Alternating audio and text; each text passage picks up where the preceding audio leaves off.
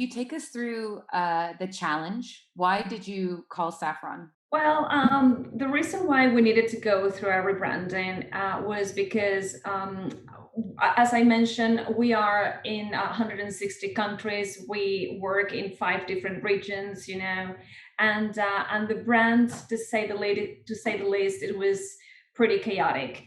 It was executed and interpreted, I would say, at a regional level. So there was a disconnection. So also there was this kind of misalignment in terms of what the brand strategy was, and I don't think that we had anything defined, that supported that the brand needed to be executed in a certain way in certain region for its reason. I guess it was just, everything happened um, very organically, I would say, and there was no global concept or structure to back up that strategy. So that's why we needed to come all together to really create a brand that could speak of our company, of its position, leading position in the money transfer industry, and that could actually support our business strategy today and, of course, tomorrow. I mean, that could evolve with us as a company. So, Amanda, how did you begin to tackle this challenge? Well, really, right from the beginning, we needed to take the pulse of Ria, understand its motivations, what drives it beyond just doing business. And what we saw there was a really inspiring story. Ria plays a critical part in helping customers send money to their loved ones back home, whether that's paying for medical bills or paying for school fees or investing in a new promising business venture. Ria really plays a part in making that happen and unlocking borders so people can give back.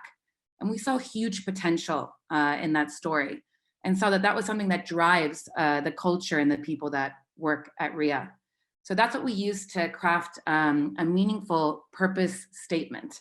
And that purpose statement was, we open ways for a better everyday life. And in that statement, we're really hoping to go beyond money transfer and really put focus on helping people really go beyond just sending money and playing a critical part in their families' lives, no matter where they are. And that purpose was a North Star for employees, for any type of communication that RIA was doing for its customers and partners. And that purpose was the basis for the visual identity that the creative team at Saffron developed.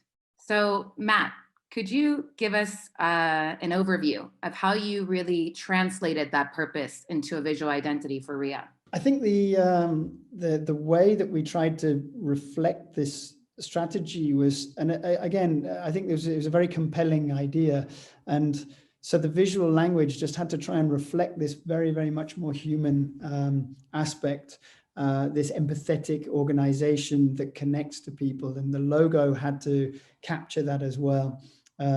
Certainly the idea of the I in the middle, almost representing the individual, being supported by the R and the A, the logo became a much, much more friendly and approachable representation of the organization. A part of that as well was the evolution of the visual language, which had to reflect simplicity, ease, accessibility. It had to work internationally, all around the world, regardless of the cultures.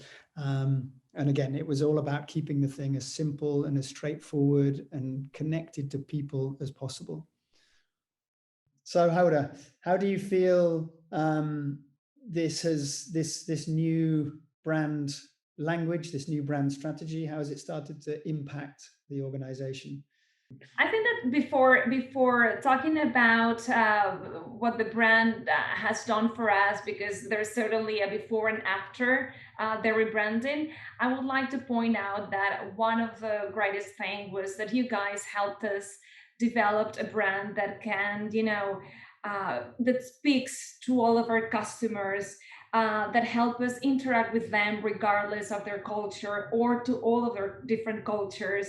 So it's like us. It's a brand with no barriers, and that's something that I think that you really nailed it, and you helped us going through that process, and that was great.